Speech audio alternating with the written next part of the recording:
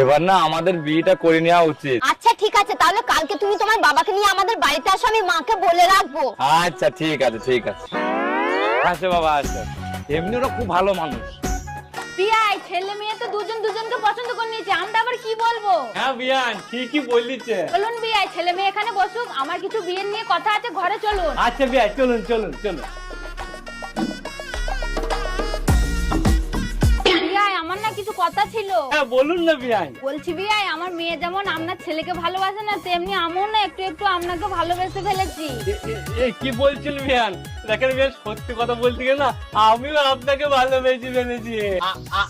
I love you বিয়ান। আচ্ছা বাবা, বলছি বাবা সবাই তো রাজি, তাহলে আমরা বিয়ের দিনটা কবে ঠিক করব? আরে তোদের আর বিয়ের দিন ঠিক করতে হবে না রে, আমি তো শাশুড়িকে আজকে বিয়ে করছি, আর আমরা বিয়ে করলে